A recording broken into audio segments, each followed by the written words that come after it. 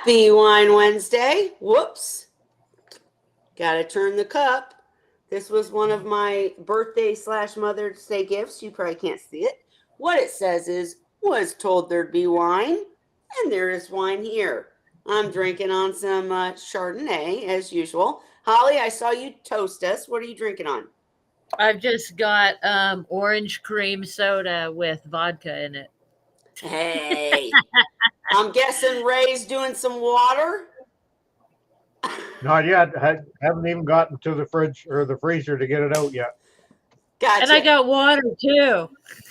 Lemon water. Hey, I usually do too, but I don't tonight. So it is Keep what the it bottles is, in the guys. freezer. So we're late, as per usual. It's my fault. Go figure.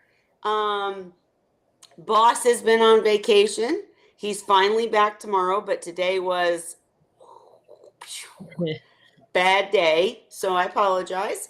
But we're here. I don't have any updates on the website. I'm sorry. Again, boss was on vacation. Bad week.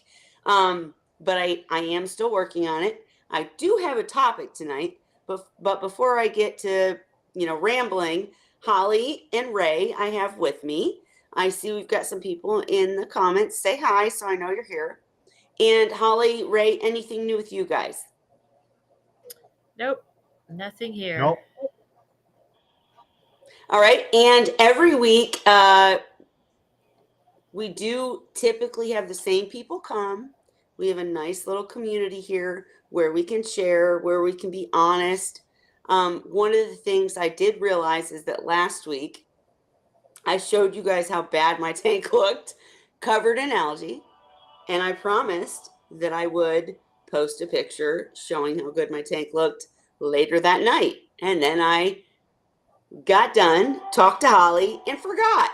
So I will show you guys my tank tonight. I'll do it live, just so you can see that I promise the seahorses are fine. I had someone message me and be like, "You're a terrible person, and how are you keeping those seahorses in that tank?" Really? Yes. So I will show you guys how great it is and how happy they are, and it's fine. Anyways, I'm sorry that I forgot. Again, been a bad week.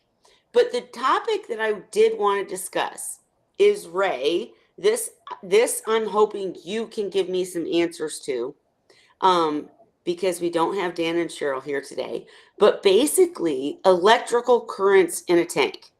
And what I mean by that is, if you're a lazy reefer or seahorse keeper, and you let your tank get as bad as mine did last week, say, wink wink, and then you go and do this major overhaul cleaning, but it's a small tank, like you can't let your tank go that bad in a big tank, because it wouldn't go that bad because you got more water volume. We've talked about the fact that if you have more water volume, if you have a sump, it should never get that bad because you've compensated for it with equipment. I know I'm rambling, but I'm getting to it. So in a smaller tank without a sump, gets as bad as it did last week. Hi, Fish Fam Link. I do a major tank cleaning once we're done. And then I pulled the pumps and soaked them, right? I pulled the skimmer. I cleaned that. I washed the sock. I did everything I could to clean up the tank. I put it all back together. And first of all, I am going to go off in left field here for just a second, you guys. But if you get cheap pumps, be very careful if you take them apart and clean them. Because you guys know I lost a rock many weeks back. Well, this past week, I pulled apart one of the pumps that runs my little all-in-one 40-gallon, and I put it back together, and it wouldn't work. And I was like, what the hell? And I'm trying to figure it out. Am I twisting it wrong? Did I do something wrong? It was the little teeny tiny black rubber piece that, if you know what I'm talking about, if I'm talking about a pump, you pull it apart in a smaller pump, not like the big pumps. I'm talking about a smaller tank, but in a smaller tank's pump, an adjustable one. You twist the thing off. You pull out the impeller. There's usually like a long stick that holds the impeller in place. At the end of that stick, where it fits into the pump, there's this little teeny tiny black piece that I lost. I found it. I did find it, but it was a big pain in the butt. So the whole point of that is just be careful if you pull your pumps apart and clean them. But back to the point. So I get everything put back together, Ray. I put everything back in the tank, 2 pumps, 1 skimmer, one, I guess, internal power head, but it has a sponge at the bottom. So it's not a filter, but it's, like that. I took the Robert King shower chamber out and I cleaned the sponge in tank water. I added some new aquachar. I did everything. I get it all put back together and I'm adding the water back. And all of a sudden, I put my hand in and I get shocked. Has this ever happened to you guys? Sure. What does it mean? What do you do? Where are we at? Well, I guess it depends on how bad it is and whether it's intermittent or not. Okay. A lot of people say should put a ground wire in the tank so that the current goes to ground. Okay. My contention is that if you put that ground wire in, you got current flowing all the time in there, whereas in your case there, it didn't flow until you became the ground. And if you've got a ground wire in there and that current's flowing all the time, I don't know what that's doing to the occupants. So I just, go ahead. because I don't know, I just assume not put the grounding system in there. But in the meantime, I would be looking for the cause of it. Anything that's electrical in there, your power head, your pumps. Is your skimmer air driven or has it got a pump too? It has a pump. Has a pump. So Yep. it can be any of those. So the thing to do is turn everything off and then plug things back in one at a time. One at a time. And be the guinea pig, stick your finger in and find out which one. Right. But sometimes you'll get that all done and find out that you got it all back together and you're not getting the shock. Right. Because one of them has an intermittent fault, okay. and you're going to have to wait until it gets bad enough that it's there long term to be able to catch it. So time out. Here's my quick question about that. So we're talking about why does it happen to begin with? And you're saying it's an intermittent fault within one of the pumps or whatnot. Could it not be, though, that say Kelly is a little crazy during her water changes and water gets everywhere? And could it not be that one of the plugs, not the plugs, the cords, the plug in that plugs into the wall, what do you call that? What do you mean? The end of the plug where you plug it into the wall, right? What's that called? Right. So could it not be that one of those got wet? And say, I've dried it off enough that it's not electrocuting everything. That's not going to translate into the tank. It's not. Okay. No, this is why I wanted to have this conversation, because that's what I really thought it was. If you had a crack in the wire if you had a crack in the wires that are submerged, then you have that possibility. Okay. But just from being wet is not going to do it. When you think about it, there's always if you have a submerged electrical apparatus, whether it's a heater or a pump, and if some of that cord is submerged, that cord is wet. So the wet itself is not the problem. Okay. I still think if the end got wet and you plugged it back in, you'd have a major problem. But I hear your point. You might blow a fuse or a breaker. Okay. All right. Or shock yourself outside of the tank. I've done that. Let me ask you this, Ray. I have 2 more questions. The first one is, could it have been because when I first put the tank back together, this pump was missing this little tiny plastic piece that No? So it couldn't have been No. that the pump was running wrong. No, there's It's a electrical. wire. It's got to All be a right. wire. Second question is, could I just be crazy? All right, you guys, don't No. comment because of course If I you get could a, just if be you get a crazy. shock, you're not crazy. Well, no, hear me out because what I'm And talking about, hang on, Ray, I'm not talking about shock. I'm talking about you go to use a turkey baster or something and your fingers barely touch the water and everything's fine. But then all of a sudden you're like, ooh, zap. But here's the thing, Ray, I have hangnails and I have open wounds on my fingers from hard work.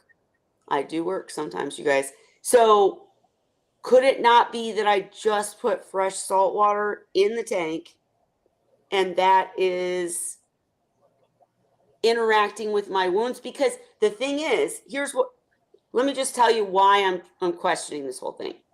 All right. So I put the new water in the tank. I put all the equipment back in the tank. Everything's beautiful. I'm adding the water. I found some more stuff I needed to remove with the turkey baster.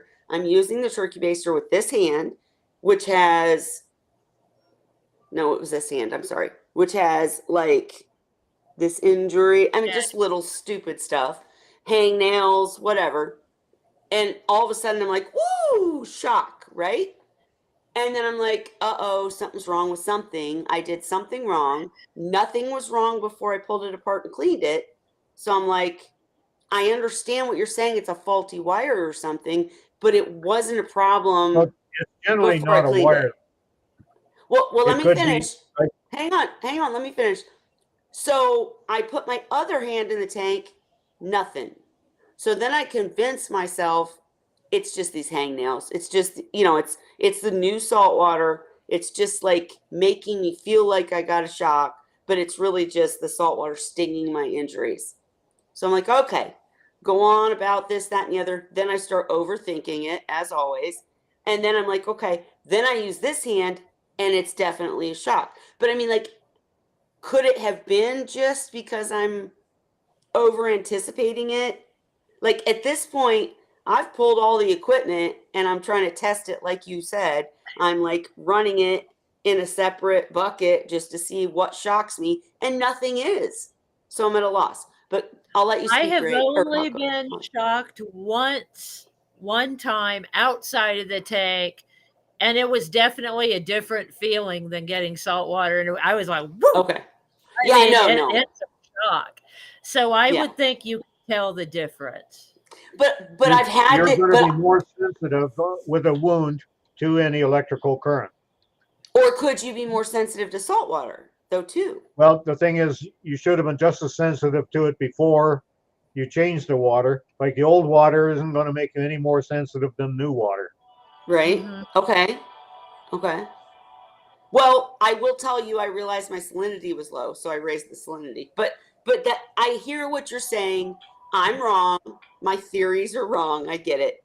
But so if you're in a situation like mine, and Zen Ginger, I see your question and answer, and we'll talk about it in a minute. But Zen's question was, can't you just use a voltage meter in the tank? So Put the this girl positive doesn't in have water and put the other end to the ground. And if you've got voltage showing there, then you've got a leak. Perfect answer, but this girl doesn't have a voltage meter. Okay, I'm just going to tell you the truth. I don't even know It's that what that landlord is. that's fixing your beeper. What? The landlord that's going to fix your. Oh, Did you yeah. hear a beep, Ray? I fixed it. But go ahead. Anyways. So what? I need to ask the landlord for a voltage meter? Is that what you're saying? Actually, you could probably find one really Go to cheap. Harbor Freight. Yeah, you can get. You don't have to have a digital one. Just any one. Just an analog one. And around here, I know you can get little ones that will do the job. That Okay. you can get for under $10.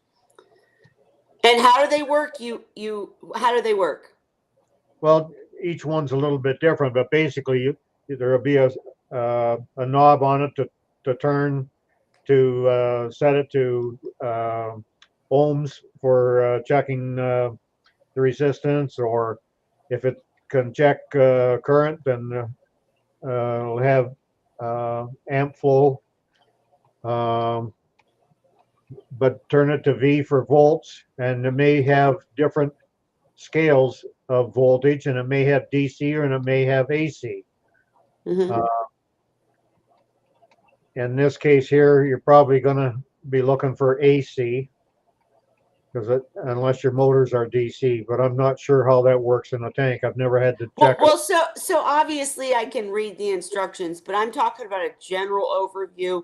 This is a piece of equipment that you can put in the tank, and it'll tell it. you You if don't you put the have. equipment in the tank. It has wires that plug into the instrument, and then Okay. the other end you put say if you undid the faceplate on a receptacle there and pulled the thing out, Okay. there's a ground wire and there's a neutral and there's a hot wire. And if Sure. you put the voltmeter, if you put the red lead on the hot wire, and then it's usually a black lead then that you put on the neutral, and then Mm-hmm. you check the voltage across it. But Okay, so if you were testing voltage with this piece of equipment, is there something on the internet or something that tells you what it should be, or should it be if you've got zero? any, there shouldn't be any. Okay, that's what I was. And sorry guys, if you guys all know this and you're like, why is she asking these stupid questions? I guarantee you somebody out there is going to watch this and be like, oh, thank you. I didn't know that either. So we're You might have doing it. to. You might have to be sure it's got a millivolt scale, Okay. because if it's a very small leakage, it may not show a volt. Gotcha. Okay, well, I'm going to look into it. Thank you, Zen Ginger. Great comment. And for anybody who doesn't have this, maybe can't get it, again, Ray, your original piece of advice was if you don't have that kind of equipment, basically, if you have pulled things apart and put them back together, and now all of a sudden you have a shock, you should unplug things one by one and see when the shock stops, kind of thing. Is that right? I turn them all. You can do it that way. Pull them, undo them one at a time. I do it the other way. I turn them all off, and then put one back on. So what would you do if you felt like there was a shock? And again, the definitions here, guys. This is the hard thing about making rules for fish tanks. Holly just said, when I get shocked by anything that has to do with the tank, it's huge. It's like, wham! It was only one time, so I don't know otherwise what it feels like. I'm absolutely not crazy about current voltage in a tank because it happened in my reef tank before. I investigated and figured out what it was. But I'm talking about when you're doing something, your hand ends up in the tank, which it shouldn't be anyways, but thank God it was, so I could know this. So your hand ends up in the tank, and all of a sudden it just feels funny. You don't get this, ooh, shock. It's like, ooh, there's a tingling, there's an energy coming, and it's only when my hand's in the tank, right? It's not like this big wow thing. It's just like there's a current. You can just feel it, right? And then you take your hand out and it's gone. But in my case, again, I've got little, open wounds. Not open wounds. You guys, I'm talking about a little boo-boo. But I'm just saying, and I'm not trying to flip off the camera, sorry guys. But I'm just saying, saltwater, open wound, blah, blah, blah. Could have been that. But I used the other hand. I was like, don't feel it with this hand. So maybe it's just me. It's the wounds. But then continue on 20 minutes later, I put this hand in and I'm feeling it again. This just, I can't even describe it. Like just a little tingle. It might be just a minor. Just a little tingle. Yeah, a tingle, but it's almost like you don't even know if you're really feeling it. like you know something's going on. Something's not right, and it's just like take your hand out, put your hand back in. Like who does that if you're getting electrocuted, right? It's not that Right. serious, Yeah. but you're really like, is this really happening? So, and I did want to ask Ray, what's going on with the seahorses? If this is happening and maybe somebody doesn't know it or knows it and is trying to fix it, is it hurting them? This current? I don't know. Well, damn I it! You're feel that supposed to know everything. if you put a ground wire in there, Mhm. and if there's a leak, then you're going to have current flowing all the time, and maybe that would affect them. Okay. If it's only when you put your finger in there to actually ground it, to have a temporary flow there, they may feel something similar to what you did, or maybe it's even less. I don't know. I have no way to know because I've never done any You're not a testing. seahorse, right? But if so, you just said when I put my finger in there to feel it, they might feel it. But wouldn't they be feeling it all the time because there's a Because current? the current's not flowing anywhere because it's not grounded. Yeah. It's It's only there. when you touch it. I'm so not good with science, You're you guys. I'm grounded. sorry if you guys watch it- this episode and you're like, oh, she's such an idiot, and this is such like basic Hey, science in high school. think Sorry, of it but like a I'm not light good at bulb it. in a lamp. Yeah. That light Okay. bulb, if the lamp's turned off, the light bulb doesn't work. Okay. Okay. When you turn that switch, it allows that current to flow and the light comes on. I got But it. until that pathway is the You're circuit the is complete. switch. Yeah. And it's my finger and my foot on the ground that's grounded. You're the switch. Yeah. Okay, so my question then is, if I just keep my faulty piece of equipment and never put my hand in the water, they're good? Well, if I it's mean, faulty now, it's going to get worse probably. right. I'm being like, the antagonist or whatever. I don't think that's the right answer, guys. But I'm just saying, if that's the case, how would someone who was very careful and never put their hands in the tank ever know? Or would it matter? You're saying it would eventually get so bad that it would. I would never put my hands in the tank. How are you going to manage that? Right. But like, I also wonder like how gloves affect it and stuff. Like, I don't know. How what is? Like, if you're wearing gloves, would the same thing happen if you were wearing gloves? Not unless the water gets in the gloves. So what if someone who is very careful, as you should be, I'm not, but if you are, you always wear gloves in your tank. How would you ever know you had a faulty piece of equipment? Well, the thing is, you're putting out scenarios there that are highly unlikely. Okay. Sorry. First of all, the number of people that are ever going to experience these leakages are quite small, and then to actually put on a caveat that those people are going to be wearing gloves also. That kind of narrows it down. Good luck with that. Ray, this has happened to me 2 or 3 times in my experience with fish keeping. So you're just saying I'm the messed up one? It's just you. You know what I would do since it's so minor? I would do like Ray said and test each piece of equipment one at a time and stick your hand in and see which one shocks you and then replace that thing. Because it's obviously not a bad shock. Right. It's not. There is a caveat to all this. If you're getting a real bad shock when you put that in, don't even bother trying to find out by. Yeah, don't keep getting shocked. Yeah. Right. Let's do that caveat. I agree. I'm talking about buzz and tingles and things like that. Exactly. If it's real bad, guys, you get somebody with a meter to check it out for you. Yeah, get an Call a damn electrician. electrician, right? I was gonna say thank you, Ray, Doesn't because have to that's be an very important for the electrician, just people. somebody with a For the meter. people I that, would call Scott. I'd be all, right? honey, I'm getting shocked. Can you And check this? I would call Holly, right? Because she has Scott.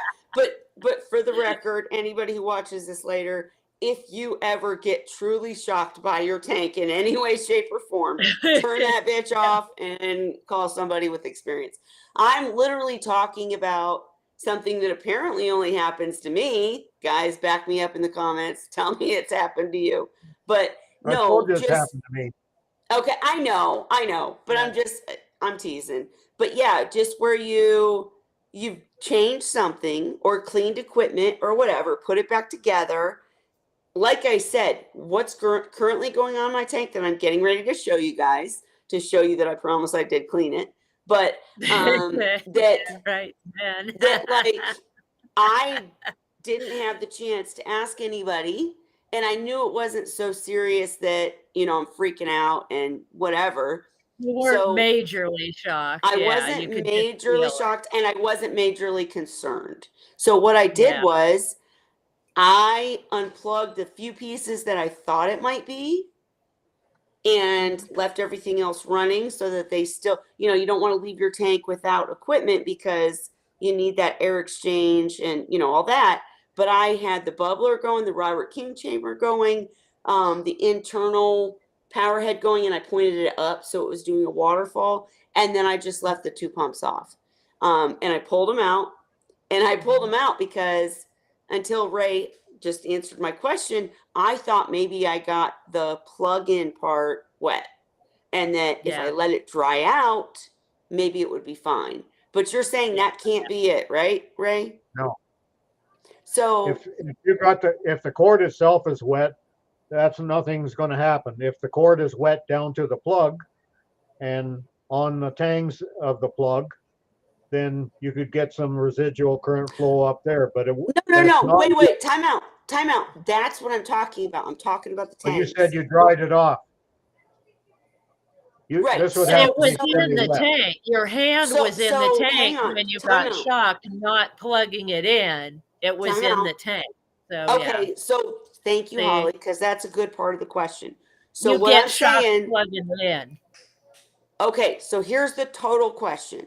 So if I pull my pump and I clean it and I'm maybe drinking wine or something, and oh my gosh, the tangs, whatever you call them, it drops in the water.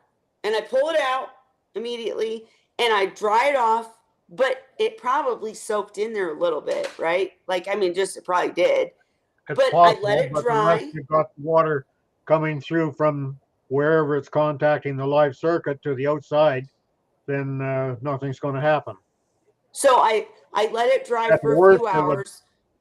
if Okay. there's enough water inside there, the ground and the hot wire are going to short out, and it'll blow a breaker or a fuse. Okay. So that's not it. All right, you've No. answered my question. All right. I really thought that was it. Did you guys. check I that thought if I meter? dried them out, that'd be great. Did you check that link for Amazon for the meter? I have not yet. And let me check it and then share it with you guys. So this is what Ray's talking about. That was just Back to a you. quick instant thing, and I didn't go checking for the cheapest. I just looked for a cheap one. Ray, did you just say in our chat that freaking out is my normal state? Ray. Oh, Ray. Oh, Ray, you're so wrong to me. All right, but so we're talking about where to go now. Well, now I can't You even forget find it. we've all listened to all your episodes. Hang on. I know. Everything All right. Ray says, he says with love. Hey, that was Fish Fam links that I just showed. Okay, here we go. This, Ray? Can you guys see it? Nope. I see aqua balls. Aqua ball. Oh, sorry. Okay, let me start over here. Uh-oh, where'd you guys go? Hold on. I'll get back to you somehow. Okay, that's really not good. I can't even find you guys. You can still hear me, right? Yep. Yeah, we can see your screen, but it's on the wrong tab is what's going on. You have it on aqua balls. tab. Okay, there we go. All right, here we go. Let me try again. Sorry. We were talking about aqua balls last week. And aqua balls, we still want you to come and be a guest, but allow to share the window. And this is what we were talking about, correct? Yep. There we All go. right. But there's cheaper And I- ones than that around here. But that's Amazon.com, not Amazon.ca. So that price will be a US price. That Gotcha. same one here in Canada is probably at least half again as much here in Canada. But I know you can get ones here in Canada that are under $10 Canadian. But so, and just to be clear, I understand there would be instructions. I'm not asking you to walk me through it. I understand, you know, the black is or the red I is the don't think live. I don't think you'll be able to understand a lot of the instructions for a lot of the things on I there. would say go to a hardware store and have them explain it to you. Okay, well, and I'm just asking Or get somebody Ray, to come out and do it that knows what they're doing. Sure. But I'm just asking Ray, you said the point is you want no response. You want zero, you want nothing. You I'm you looking don't at want this, anything false. I'm looking at this twist dial, and really I would have to have somebody explain it to me, right? Because this looks a little complex to me. Like ACV, DCA, DCV. You've got a lot of different things you can measure with that one. Gotcha. And it's digital as opposed to analog. If you have an analog one, then it'll have a needle and a Gotcha. scale in behind it. Oh, And they're generally cheaper. And it's Gotcha. all you need. It's just something to tell you whether there's current flow or not. Understood. And I know Zen, like people like you are like, oh, Kelly, you're embarrassing yourself here. How do you not know this stuff? But I don't. So, and there's people out there that don't know. There's all kinds of people that have no idea. Yeah. I have some kids that have no idea. Let's see. Well, they've probably got a better if you idea let yourself up, don't do it again. Thanks. And she said, oof, I know too well about the air exchange. Had a tornado and a 3-day power outage and tank got up to 76. Ooh, lost a bunch of loaches. Oh, I'm so sorry. Hey, speaking of which, we've had this conversation before, but since you said that, one of the things I absolutely have in this house are the battery operated air pumps. Just because none of my equipment is on the really super expensive like controllers because I have so many tanks, or I don't now currently have them running, but I had so many tanks. I never invested in like controllers because I didn't know how or if they could go to different tanks, if that makes sense. But anyways, I don't have them is the point. And so I am totally with you. You have weather stuff happen and you're just screwed. Power outages, you're just screwed. And so, and I told you guys a few weeks ago, my air was out. Total mess. Totally with you. My point is, battery operated air pumps are my thing. I love them. Holly, I think you love them too because you used them for transporting if in an emergency, right? Yeah, I have them for all kinds of reasons. Just if Sure. something goes out or whatever, if I need to put air in a tank, I just have them. And for the And I air, have them from raising fry too, because I used to use them. I use them for hospital tanks, all kinds of stuff. So yeah, I've just got a bunch of those.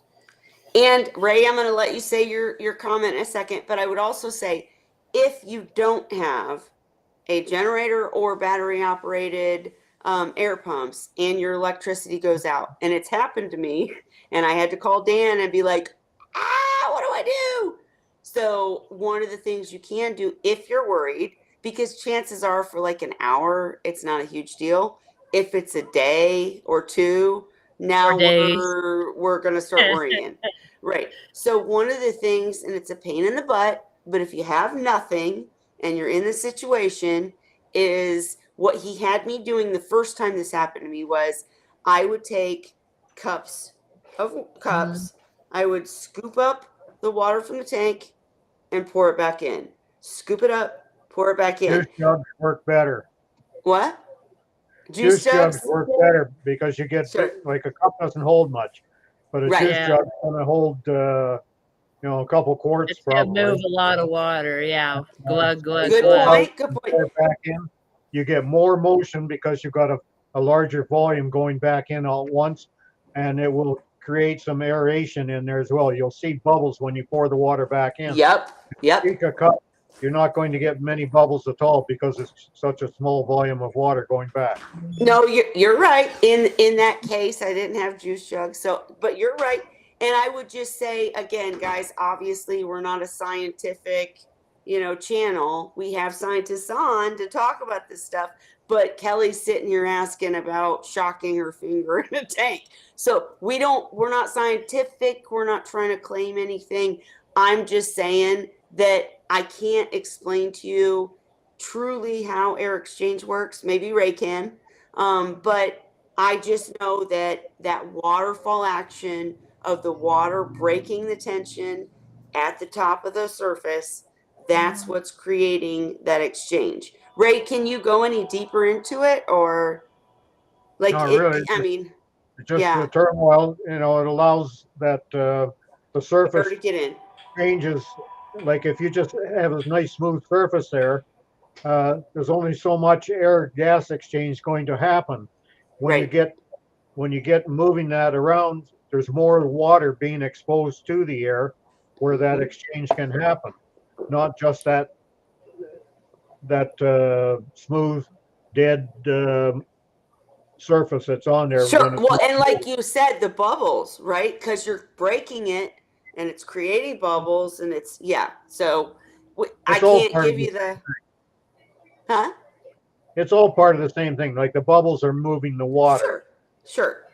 I'm just saying I can't give you the H2O turns into PHC because this happened. I can't do that, but I'm telling you, break the surface water, make it disrupted, and that waterfall effect is what creates that air exchange, It's like when and you're will help mixing you up out. a cake mix.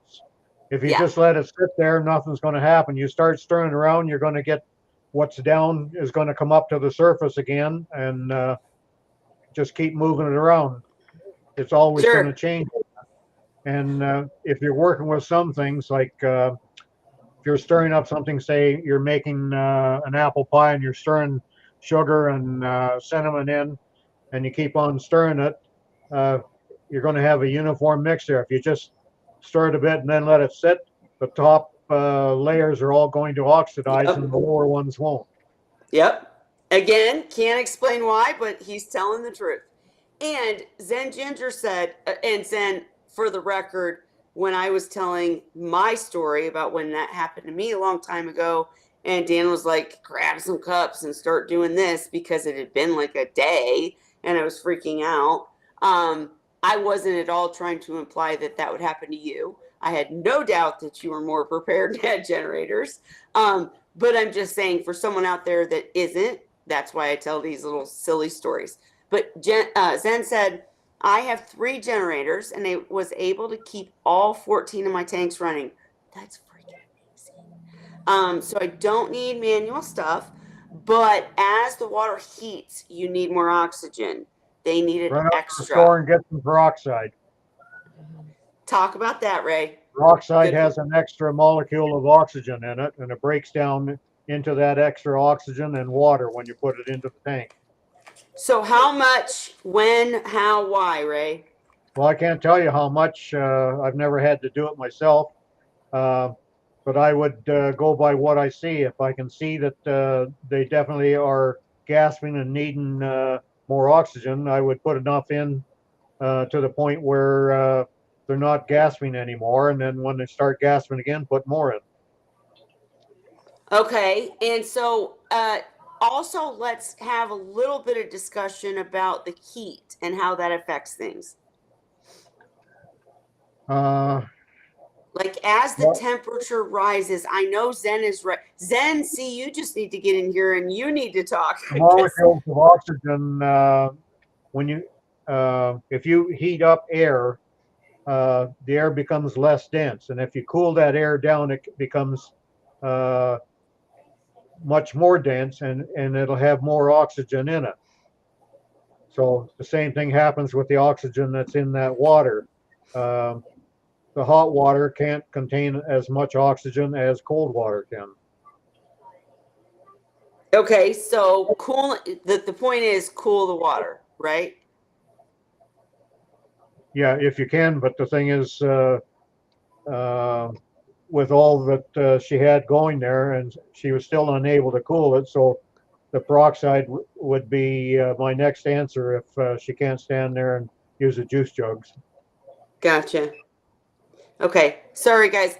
I am still here. I was trying to I have a video I want to show you, so I was trying to edit it. Do you have any thoughts you can talk about, Holly, while I'm trying to do this, or nah? No, not Okay. really. All I right. keep chill. The one thing I can say is Okay. that it really does not take much generator power to run fish tanks. Really? So so you don't need a huge generator if you've only got a tank or two. You know, if you don't have much, it might be different with 14 tanks, like Zen has. But I used to have just a little gas generator and was able to run my 2 tanks off of that before I got the big one. So you don't have to have a huge generator if you're only doing it for the purpose of the fish tanks. If you don't have a lot of fish tanks, maybe you only are concerned about one Seahorse tank, you can just get yourself a little portable generator for under $100, I'd say, and just keep it just in case and be fine. Gotcha. Here in Canada, Okay. you'll never get one under $100. Probably the cheapest you're going to run here is 400. Oh, wow. Yeah, we have our first little generator. I want to say we got it at Costco, and I think it only held like a gallon or two of gas. Honey, how big was our little generator? Was it like a 2 gallon or something? 1 gallon? It was really small, but I it was made fine one out for the of fish. an old rototiller that I had.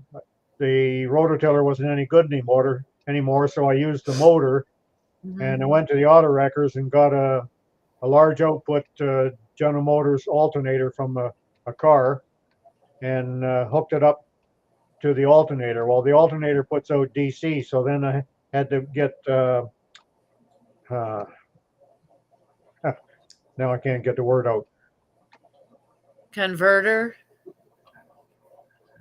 Yeah, well, anyway, it some kind does of whatever it is. converter. It converts the electrical flow from DC to AC. Mhm. Oh, yeah, yeah, yeah. Gotcha. Inverter. I'm trying to think. Yeah, my mind doesn't work well. Mhm. And I All want to good. They get know words what you out. mean. Go on. Yeah. But anyway, that was the cheapest that I was able to do. It didn't cost me anything for the motor because I already had it, and I don't throw things out. So the rototiller was no good, and it was probably 30 or 40 years old because I got it from my wife's grandfather, and um, I used it for a few years, and when it finally bit the dust, I had the motor, and I know at some point in time I could use the motor for something. And Sure. the something turned out to be, and I had need of some power when we had an outage, so I went to the wreckers and got um, that generator. And the inverter I already had because I was prior to this in a real pinch. I would hook this thing up to my car battery and Mm-hmm. um, and then run extension cords from the inverter there where the car is in the house to whatever I wanted to put the power to. And in this case, it turned out easier because the rototiller motor was a lot more economical for gas than what my car was. Gotcha.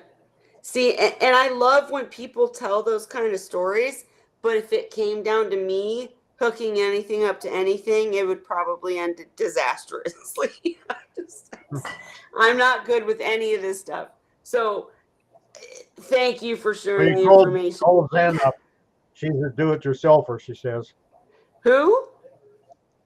Zen. Zen. Yes, Yep. I already know Zen's got the Zen is the one I would call. Hey Aqua Balls, we actually I went to share screen share earlier and we accidentally pulled up your page because I was checking you out. We need you to come in here, contact me so we can have you as a guest. And when I say have you as a guest, once you have the link to join One Wednesday, you can come any week, right? You can just pop in like Chris Carey does. If you were talking about something you have something to say about, you can just pop in.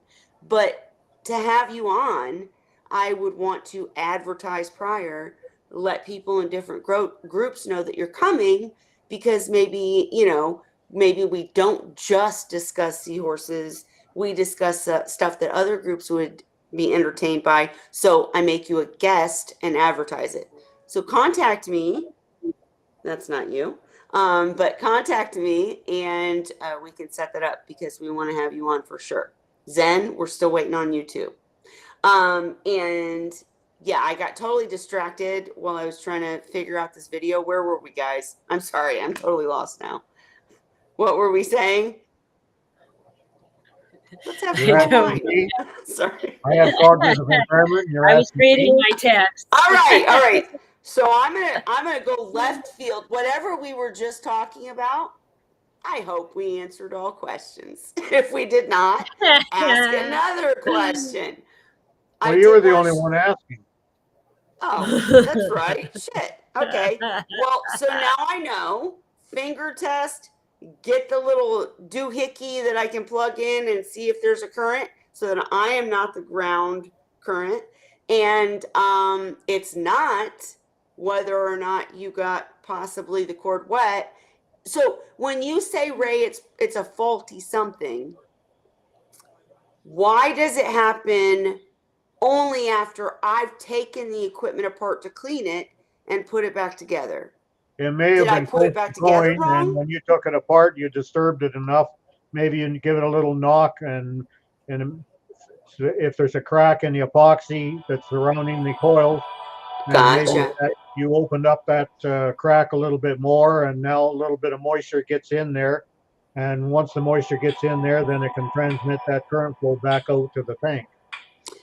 So before I go left field and start talking about something completely different, can I ask this? I am a person who always tries to find a deal, right? I care about quality. I'm a person who tries to support local fish stores. I try to support local breeders. I try to support people that deserve support. But when it comes to equipment, if I can get it cheaper, I'm going to. But it often doesn't pay off for me. Well, in this case here, the number of times you're going to use it doesn't justify spending a pile of money on it. When a little analog one that doesn't have all the Go ahead. Doesn't have all the settings on it that one that for that link that I gave you. Like, you can test all sorts of things there. You don't even have to check current flow. By checking voltage, if you got voltage there, you know you've got current flow.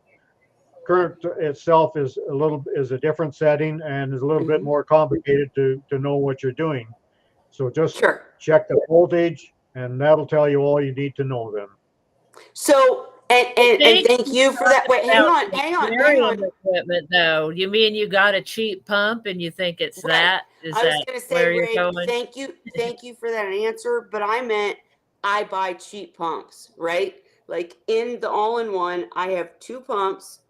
They're rated. The first ones that came with the tank were only rated 500 gallons per hour. I upgraded, got bigger pumps, but you have to remember, I have to make sure they can fit into the slots in the back of the all-in-one because there's no sump on this tank. So I can only go so big. I can only go so high rated, and I'm cheap. So I'm going to buy the cheapest one out there I can find. So my question was, and I'm going to get to Aqua Balls' dwarves in just a second. But my question was, is there something to be said for when you spend money for quality, it doesn't happen as often? Or is it just a thing that happens? Sometimes and sometimes not. That's something you don't really know. The power heads that I used, I had pretty close to 40 of these Hagen uh, AquaClear power heads, Mm-hmm. uh, and it was the highest power ones that they had. And I've still got 20 odd ones left. Now I'm not using them, but they're still working fine. Sure. So in and that stems from back early 90s, like 92 Yep. when I bought them.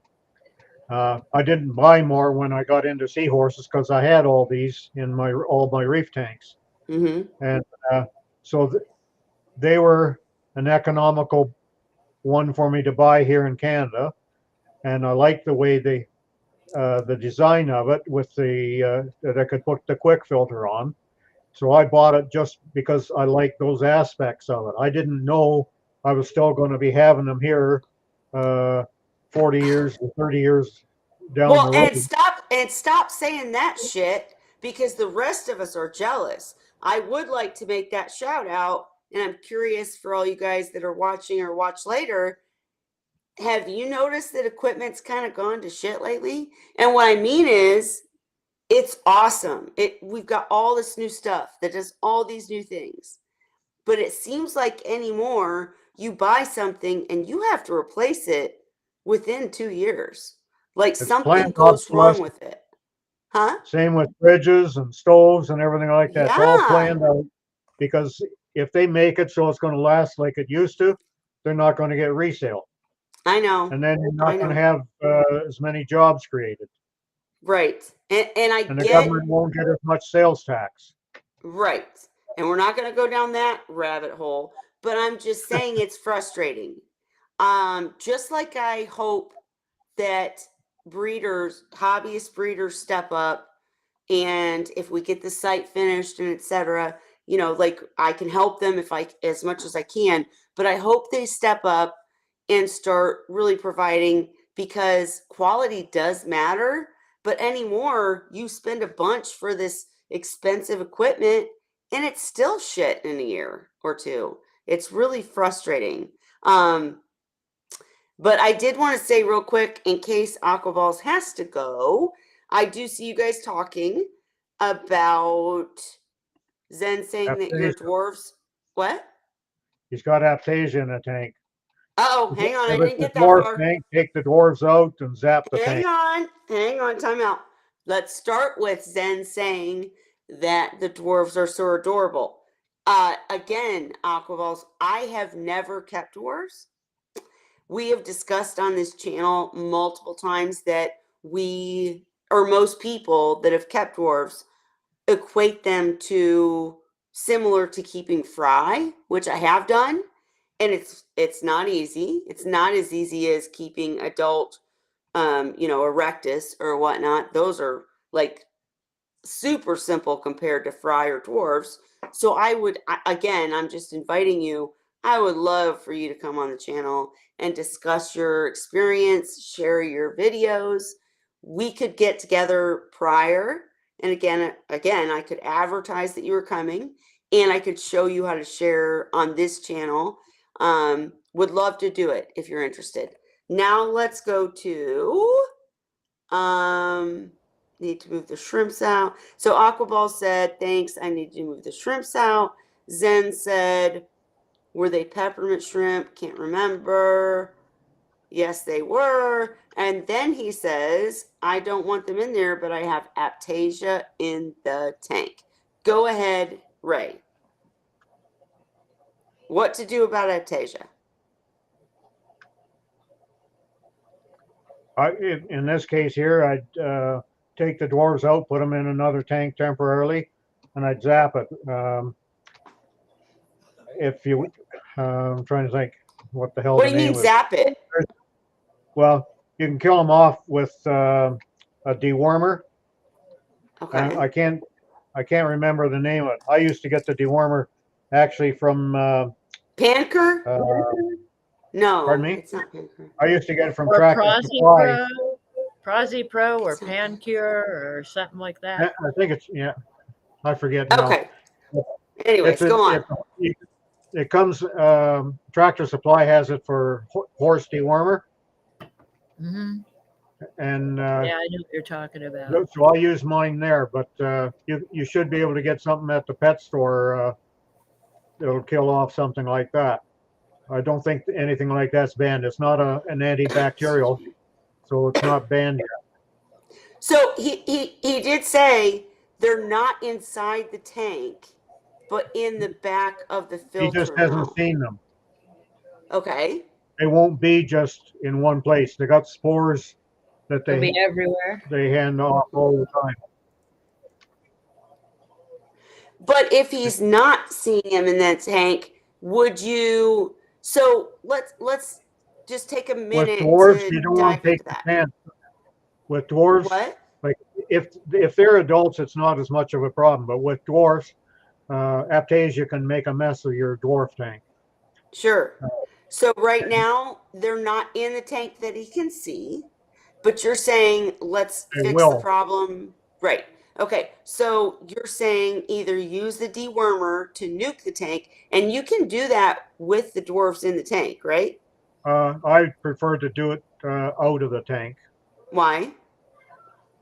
Well, just personal preference, I guess, because I don't know how the dwarves are going to react to it. When I was using this stuff, I had no idea the exact dosage that I needed to use for it.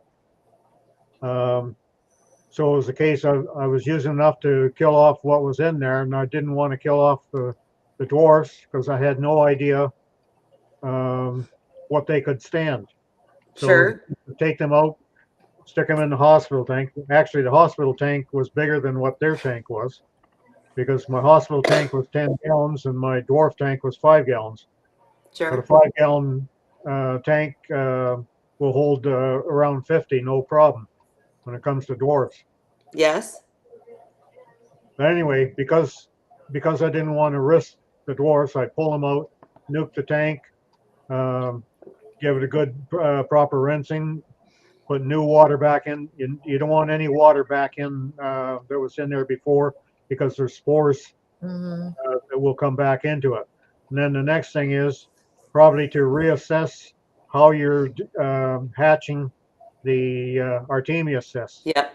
Because if you're not sterilizing them proper, then it's likely the source of your aptasia.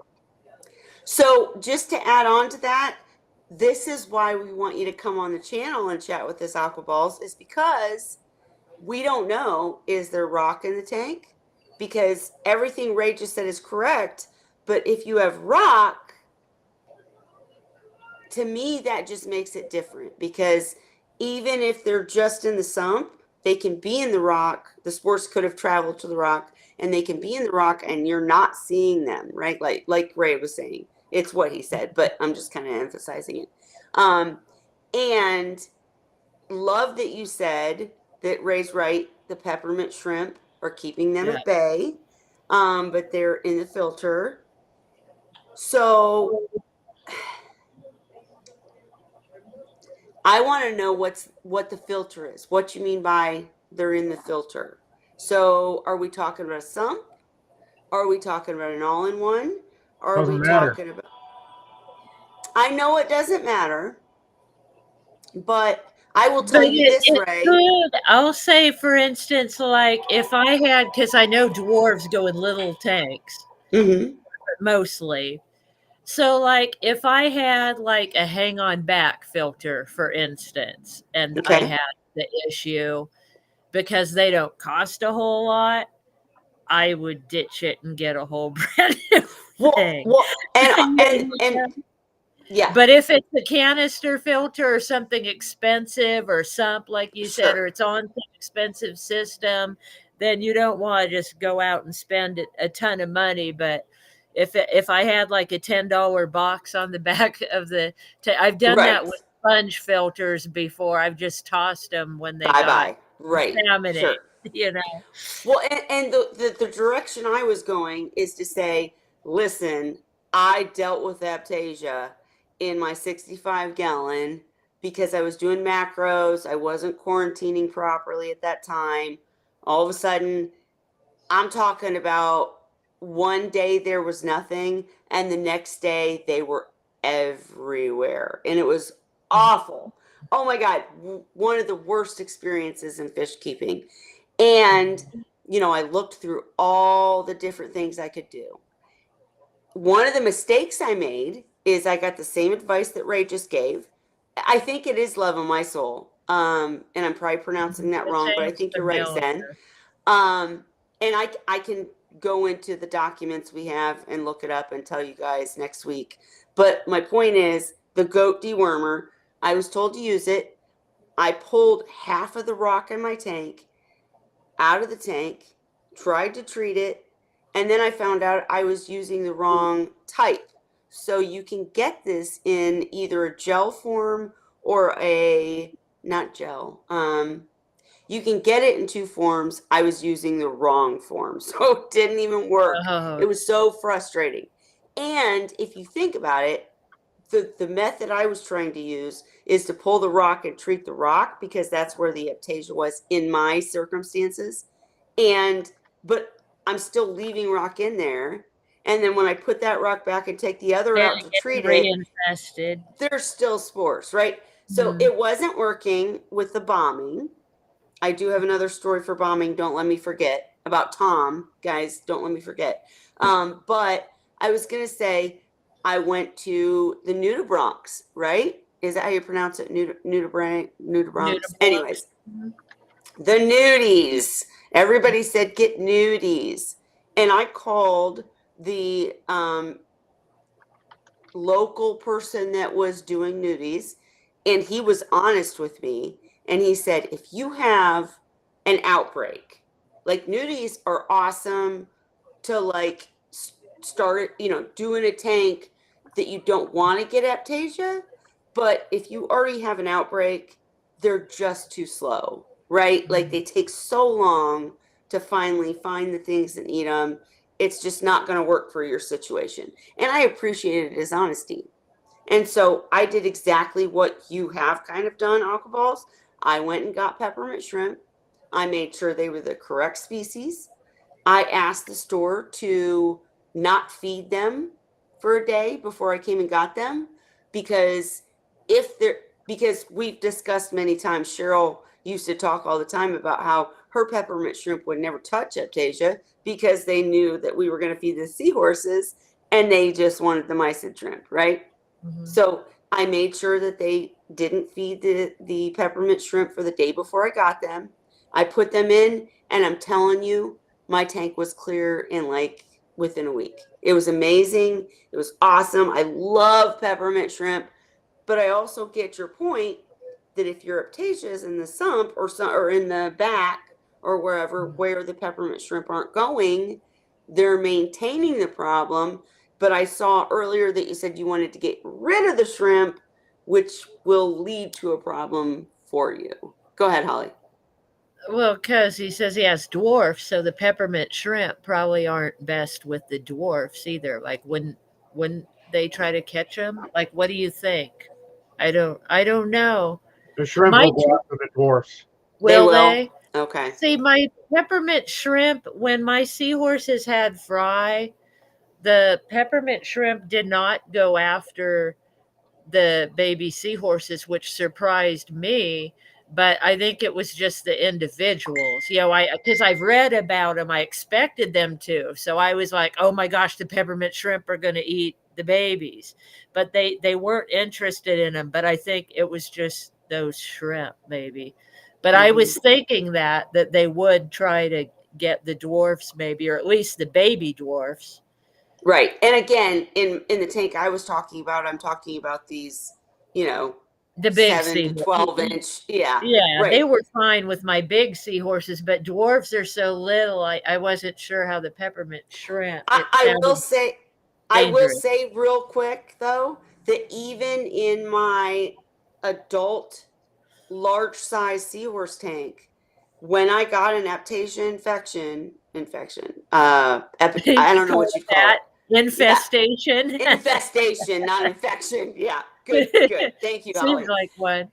But anyways, I literally have a video. I'll try to find it for you guys, but I have a video online where my female seahorse, she was either pregnant or not pregnant. Sorry.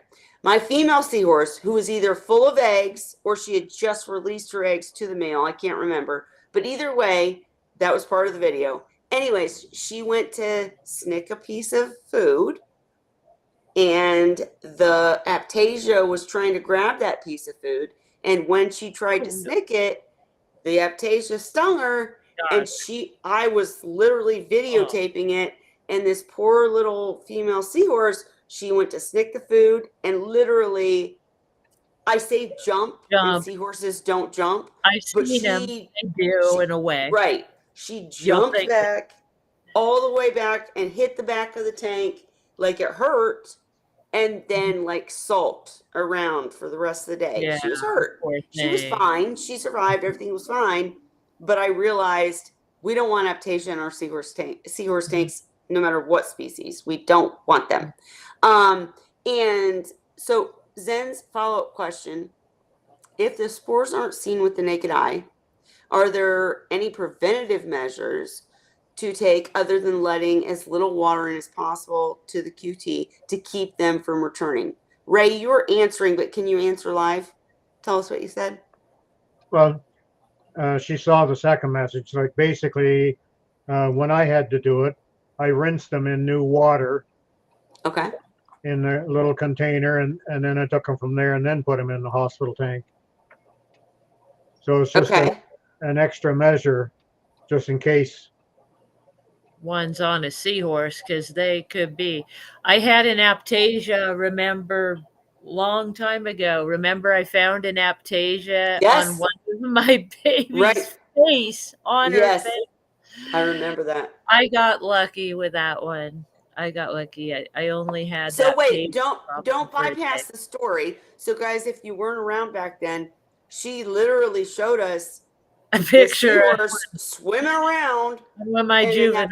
Aptasia, like on her, like here, it was like on her, right here. Oh, yep. And it never stung her, right? No, and I freaked out, and I literally got it off with tweezers. And then I found where they were. They were on the sponge filter in my fry tank. Yep, like what Aquapulse is doing. Right. So I threw away the sponge filter, and I didn't have it. They never came up again. I found, like, originally in the parents' tank underneath their food dish, what I had a substrate then, and there was a clump of them in the substrate. I found out which is so weird, which is weird, right? That was the only place I saw them, and I scooped them out with a Dixie cup, sand and all. I just scooped them and threw them away. Or actually, I think I gave them to Scott. He kept them in his own tank for a while because he thought they were friends that do aptasia tanks. Yep. And so anyway, I never had them or saw them again. I really lucky. Loved it. Yes. But Holly always gets lucky. Seahorse's face. What, Ray? In my opinion, a well-kept, properly maintained seahorse tank should have very little chance of having aptasia.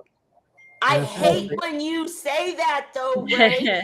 While you're right, the reason being is aptasia go where the food is, and they multiply based on the food.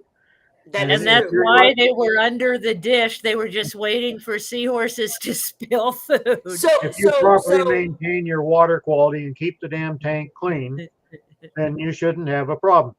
So you're not wrong. I will agree and say that absolutely, Ray is absolutely right. So that's one of the things we say about quarantining. If you're going to quarantine macros, which you should, if you're going to quarantine whatever you're adding to the Seahorse tank, which you should, including rock, including anything, everything should be quarantined.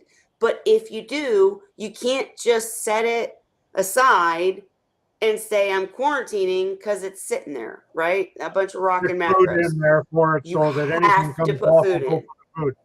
because things like Aptasia, like Ray's saying, they can hibernate like little MFs, and they will come out only when people make fun of me because I say things like smell, and Aptasia can't smell. But you get my point. When it's in the water column, they sense it somehow, They know. and then they Probably come do out. smell.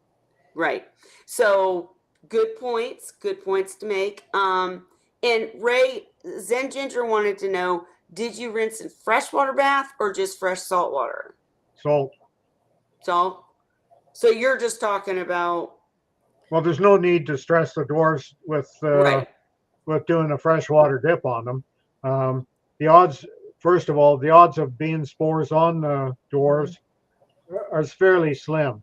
So then when you give it a rinse, you're almost totally negating the possibility. So worst case scenario, you might have them come back down the road, but I'd say the odds are so slim that it's infinitesimal.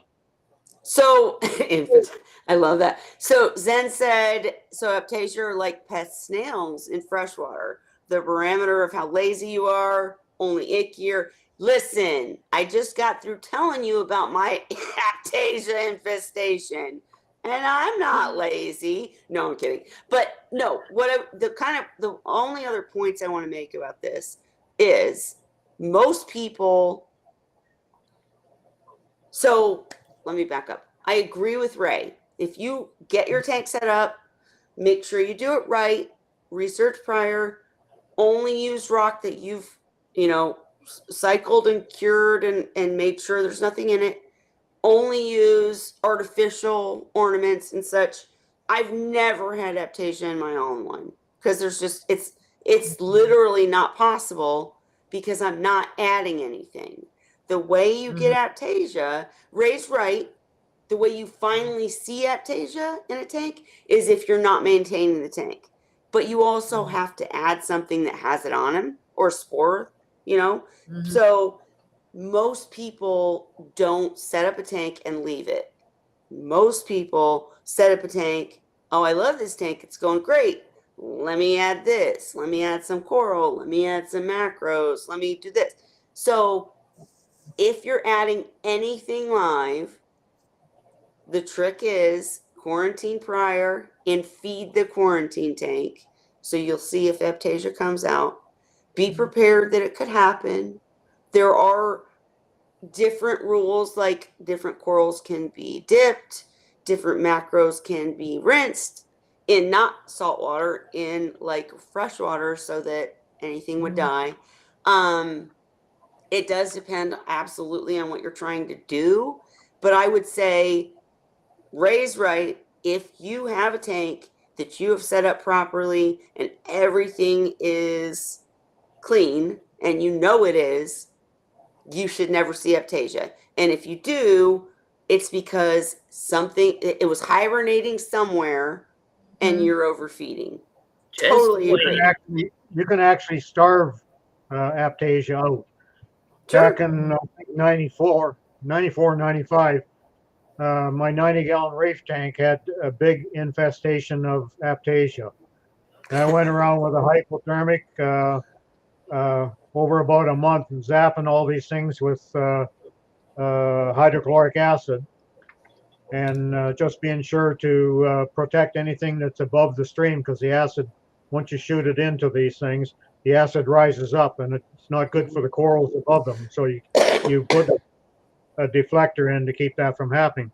But eventually, once you get the numbers of them down, that is, if you have a real bad infestation, once you get them down, then you can start starving the tank and they go away.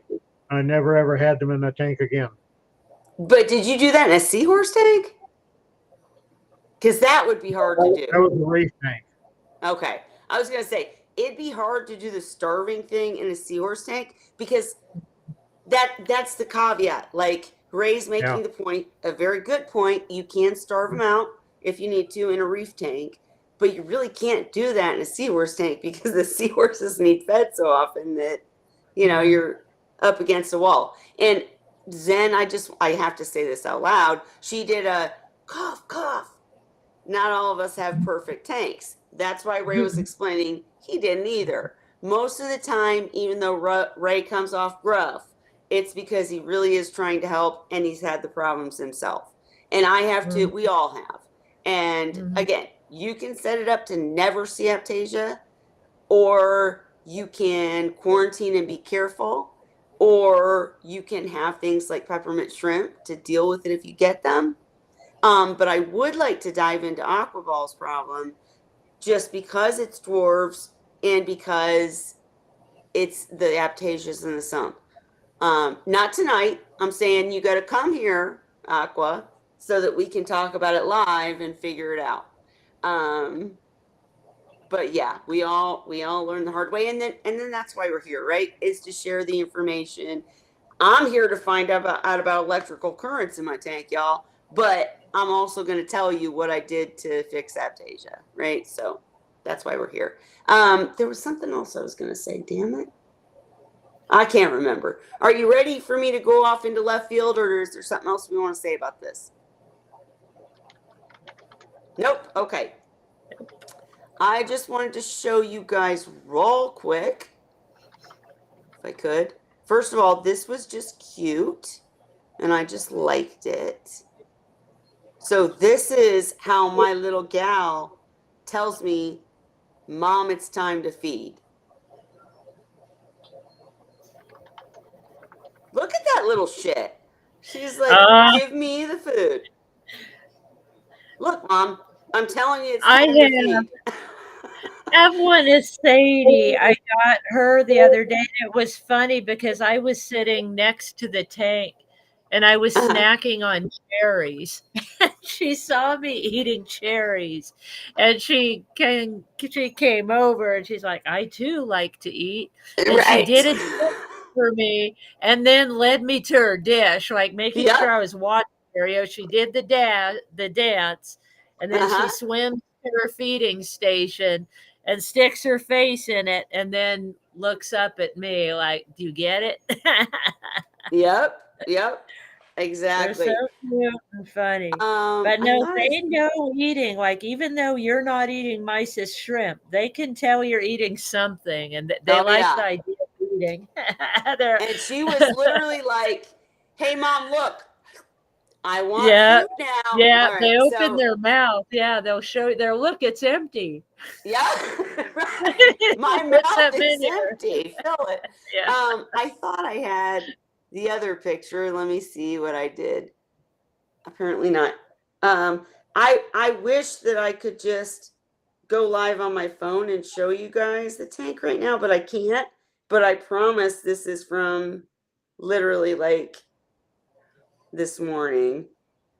And I do have a question for you guys about it, actually, because interesting thing. But here, let me send it to Messenger if I can figure out how.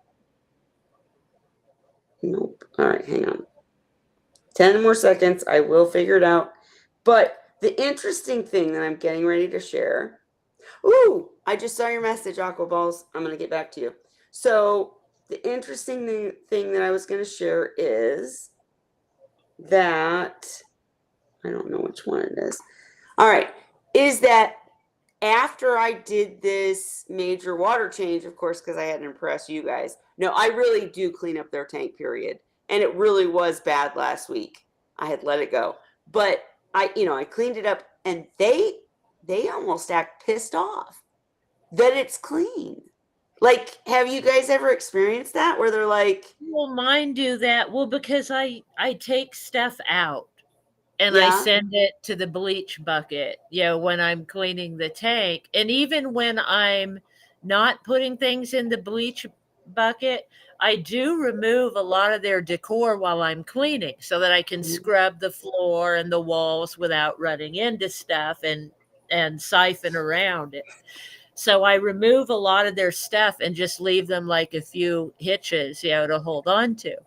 Mm-hmm. And they do get mad. I'll have some that will throw a tantrum. They're so used to it. And I've had these seahorses for years that it doesn't happen Right. as often as it used to.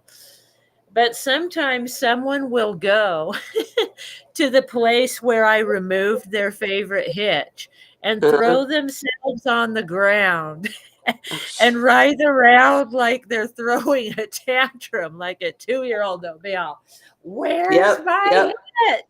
And then they swim away, or I might have to pick them up and gently persuade them to the other side of the tank so I can clean.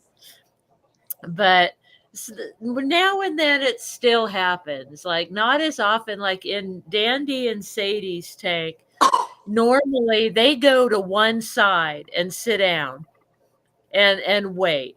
No, Ray, the males do it too. I was going to say, everybody be mad. This is what Ray put in our Wine Wednesday chat. Oh, God, it's not working. Hang on. He literally put just the females, eh? He's all tantrums, just the females, eh? No, the males do it too.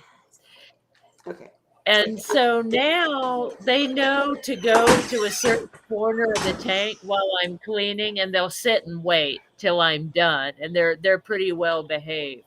But every now and then somebody will still come over, or they'll go to where I'm siphoning. They'll go like to the siphon and throw a fit next to it. Yep. So yeah, Yep. they do. So they throw tantrums. Just a moment. What? Okay, go away. They probably All did, right. Ray. You probably just didn't know. See, I've got real kids that throw little 2-year-old temper tantrums. Sorry. But what I can't figure out how to share what he said. But I did want to show you guys real quick that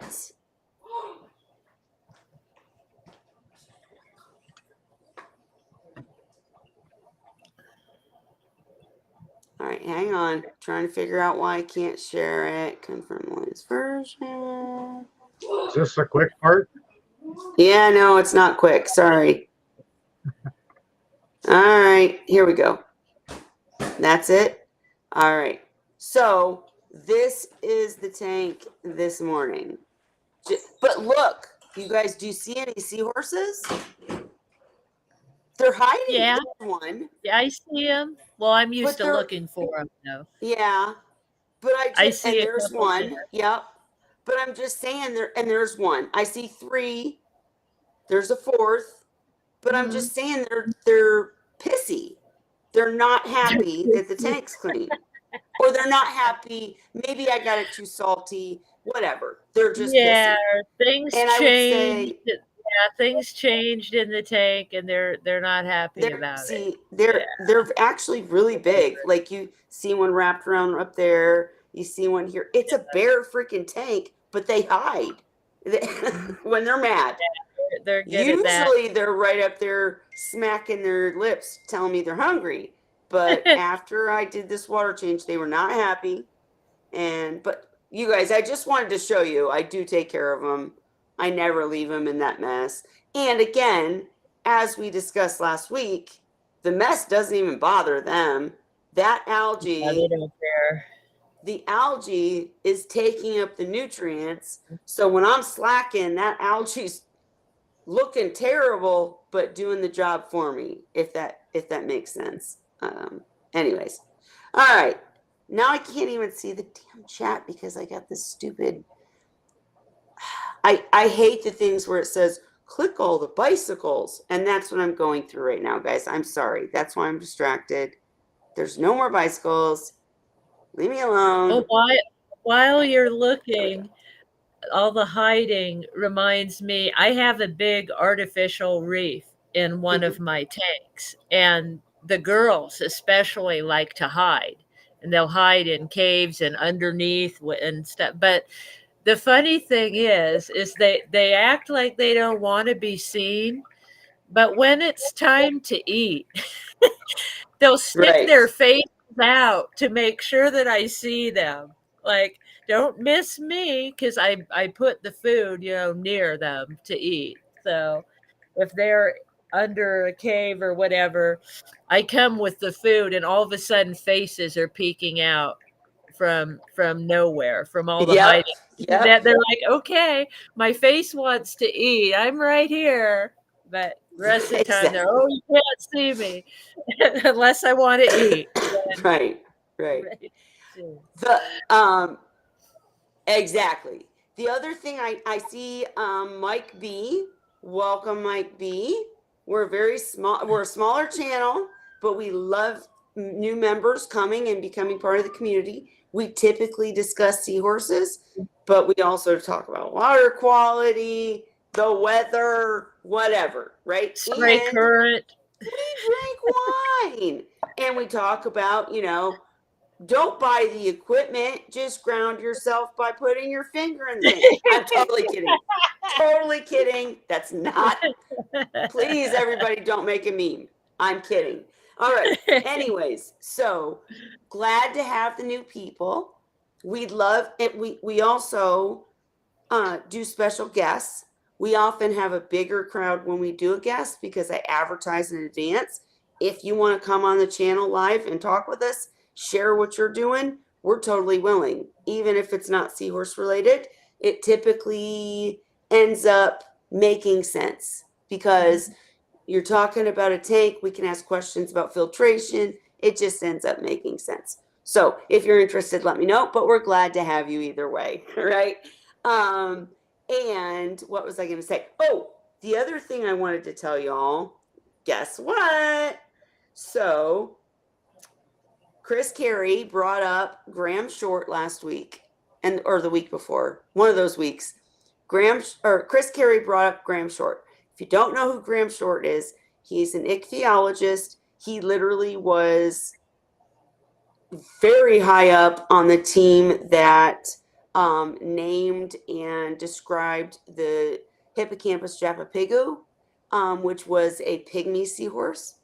If you don't know about it, I don't know where you've been because it was all the news recently. Well, a year or two ago. Anyways, he that's what he does. He describes, identifies, and tries to help us learn more about seahorses in general, the species aspect of it. So he's been on Wine Wednesday. I consider him a good friend. He's so cool. Like he's the most down to earth guy. Like he's just really fun. And Chris Carey from previously from Seahorse Australia let me know that Graham's in the US. Holly, just to let you know, I let him know I'd be in California because he works with the California Academy of Sciences. And I told him, hey, will you still be here in July? Because I'm going to be in California. Yeah. And I haven't even actually read it. I just saw that he responded. So I thought I'd share with But you is guys. he coming this far north, or is he in Southern California? So let's see. He's currently near the Blue Heron Bridge in Florida, looking for pipefish and seahorses with some researchers. He asked me some questions. Then he said, would love to do another Wine Wednesday. So we're going to have him on. And Sweet. He's headed to the San Juan Islands early next week, where he will be scanning signathids for the summer at the Friday Harbor Marine Labs. He has such a cool job. I mean, would that not be freaking amazing? Like, you have to have the brain and the smarts and really care about and understand signathids to do it. And he does. He deserves his position. He's great. But, oh my God, I would love to do that. Man, I would love to do that. All right. Anyways, he's going to come on and share everything he's been doing and what he's doing. Sweet. I will get a date for you guys, but I just wanted to let you know, Holly, he did not say he's in California, unfortunately, because I was like, well, even if he was, I'm 6 hours from the coast, so it would be a long ways for him. Well, Holly, And I'm in Northern if I come, California, and he's likely no, going to be in San Diego area, like by I Scripps and all that. know, but if I come all the way to California, you and I can go 6 hours to him. But don't worry, we're not going to have to because he's not there. Anyways, just letting you all know. Thank you, Chris Carey, for requesting that we get Graham Short back on here because it's going to be really fun to talk to him and, you know, question what he's been up to, learn, because he'll slip, guys. He'll tell us some of the stuff that he shouldn't because he's cool like that, and he always does. He won't share anything, you know. I'm just saying we might learn some stuff about what's upcoming with Seahorses. We've all got questions, why the, you know, we can't find him anymore, and etc. He's the guy to answer them, so it'll be fun. Ray was Kelly says, "Have money, will travel." Yeah. You're so mean to me, Ray. You're so mean to me. That's not mean. That's just being honest. Well, I mean, it is, but If you got the money to travel I to would California, you got the money to travel an extra 6 hours to the coast. Yeah. There you go. And to be I fair, don't have guys, the time. I got to take care of seahorses. right. And to be fair, you guys, I don't have the money for the record. I'm at this point in my life where I'm Plus, like, that would be more than 6 hours because, like I said, I'm in Northern California. You might as well think of me as in Oregon. So Right. where he would be is probably San Diego, and that's a 12-hour drive from me. Well, She'd have he's to not jump a there. plane. He's not there anyways, but I'm just letting all of you guys know he's going to come on Wine Wednesday. I will absolutely advertise it ahead of time, just like I'll advertise whenever we get Aqua Balls and maybe Mike B in here. But Graham Short has agreed to come back. I will absolutely let you know when he's coming so you can get questions prepared or, you know, make sure to tell your friends to come, whatever. But I'm just excited that he's coming back because, guys, if you didn't see his first interview, it was way back many years ago when I had no idea what I was doing with streaming. It was a really bad Wine Wednesday. Like, I think I had me not photoshopped. What's the word? What's the word where you kind of like place your picture over his? Anyway, it doesn't look very Photoshop? nice because it's not Photoshop though. It's not imposing. It's Superimposed. Something like that. Anyways, I was trying things. It didn't go well, but the information was good. The things he shared were amazing, and he's just really fun. So it'll be a good guest. I'll let you guys know when he agrees to come. But I was just excited that he's coming, and I wanted to announce it live so Chris Carey would see it when he watches this later and be like, "Yay!"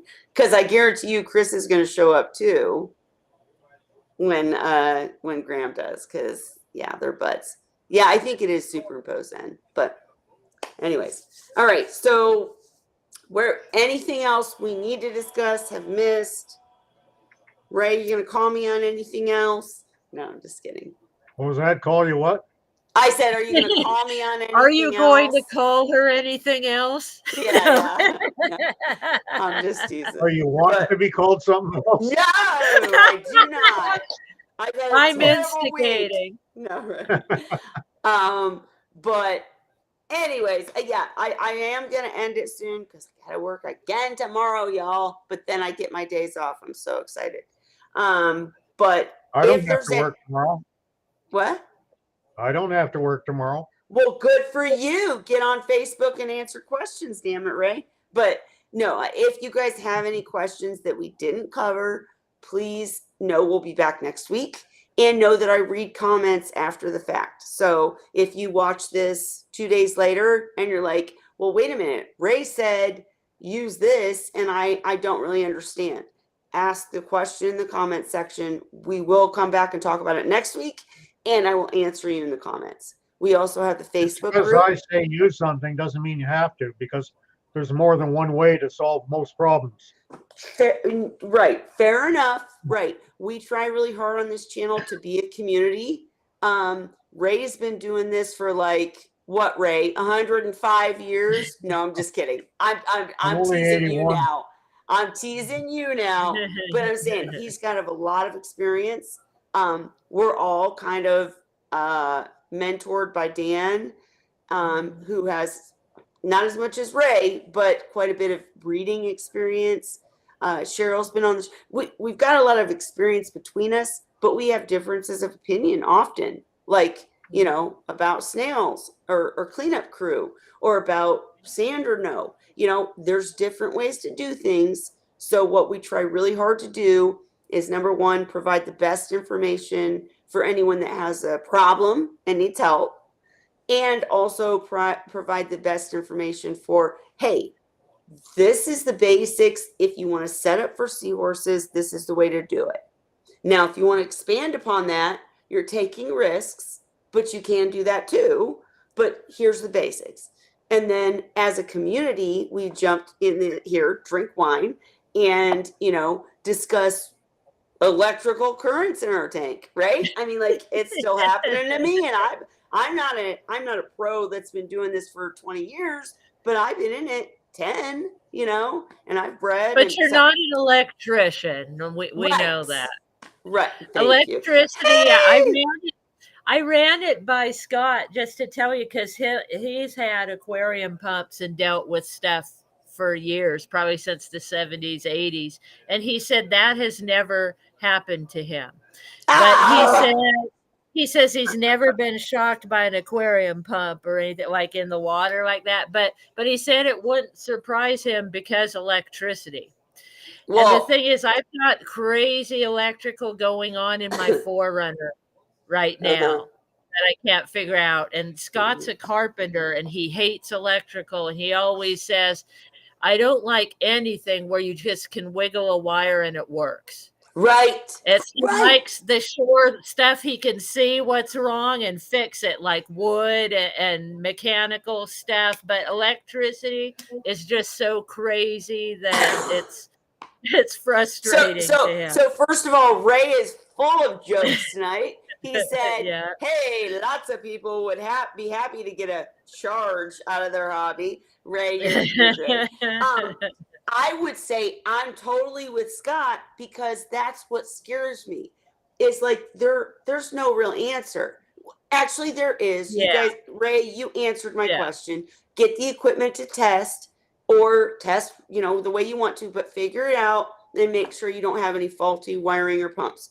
But the thing is, that's what's happened to me multiple times, where I'm like, this is shocking me. Not shocking me, but you put your finger in the water and you can feel a current. I don't know how else to describe it.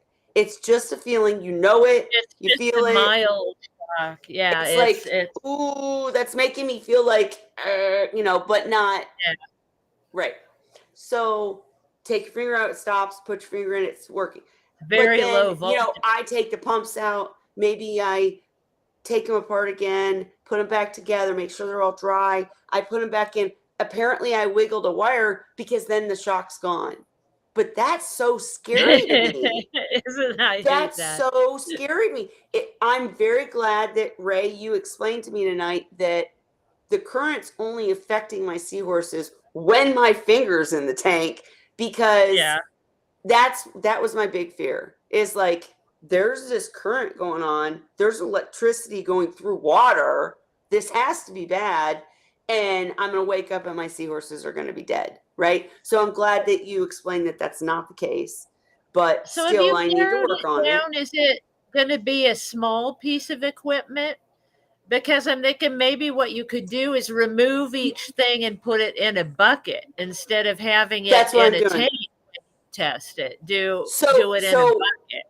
Again, what I did after the cleaning, so I cleaned the tank when I told you guys I was last week, but then I always do cleanings on Wednesday. So I cleaned the tank earlier again, and this is when all this occurred, right? Because I took the equipment apart. So I pulled the things that I thought it might be, the two skimmers, or the skimmer and the two pumps is what I pulled.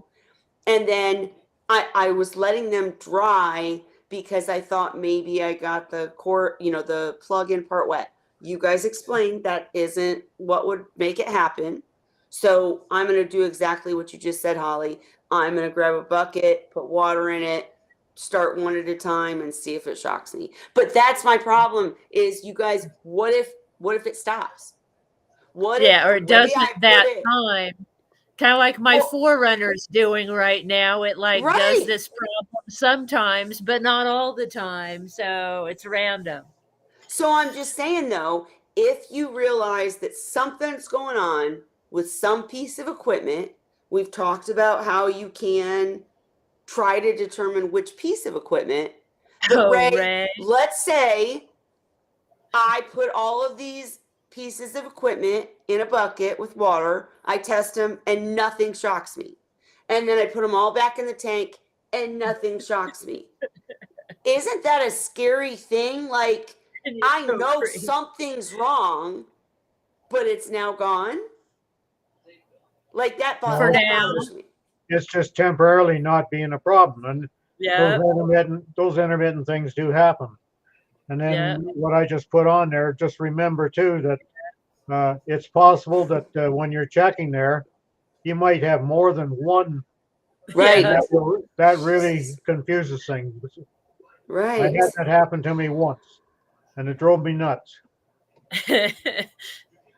And alcohol Electrical said always the drives me nuts because it's one of the things that Scott won't help me with. I always have to get somebody. If it's electrical, like he'll work on our vehicles and but he won't do the electrical for the reason I told you. He's like, sure. Well, and no. alcohol said the plastic can get hard and cracks after a while, then it starts the problem. I know there's many things that can start this problem. My point is, if you're not an electrician and you're not into this stuff, obviously you can buy the meter to determine if something's going on, if it does not register zero. But even then, once you realize something is going on, then you try to figure out which piece, and apparently Holly has the answer. I would You just replace have it. to throw away that piece, right? And the other part is, I will tell you this, I've never had anything like this occur except after I pulled the pieces apart and cleaned them. So maybe I'm scratching something, not putting it back together properly. Maybe you're just not supposed to take them apart. So that's a good question for all you guys in the audience.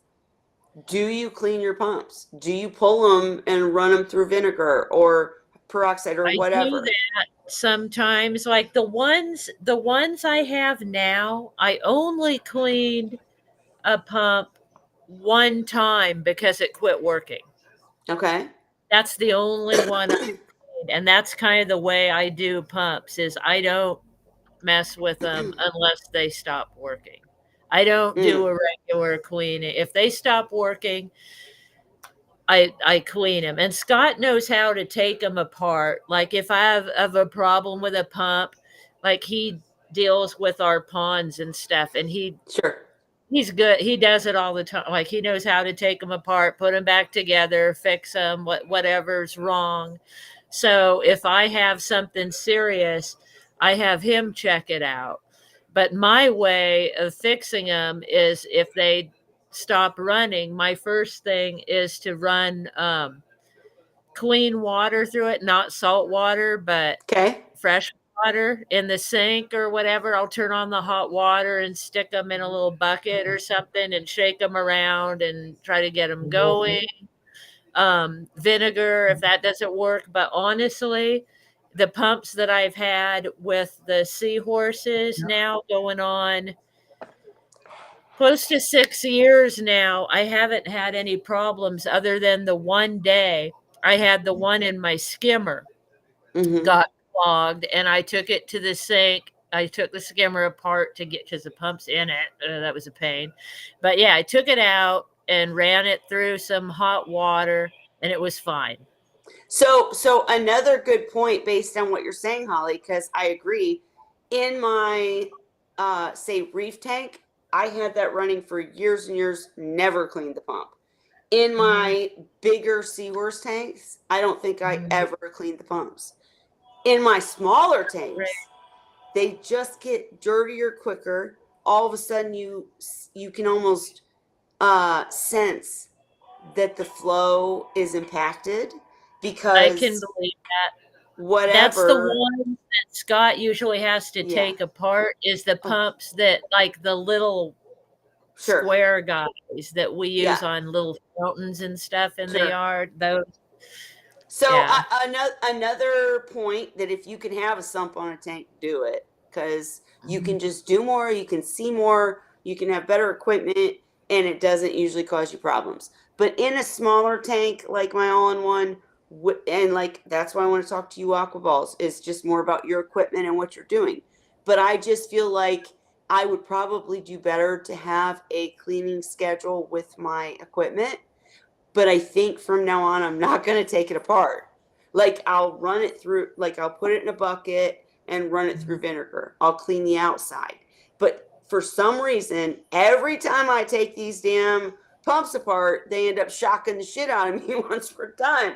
So I don't know. It's probably just Maybe me, it's guys. best leave them well enough alone Leave and them don't well do enough. anything to Right. them unless they're having a problem. Right. I I did guess. want to say real quick, Chris And Carey, maybe if they're small and not expensive, just have a replace. fuse you can Back up. switch Yep. them That was Cheryl's plan all the time. Have a backup. Chris out. Carey, Yeah. since I did see you pop in here, hello.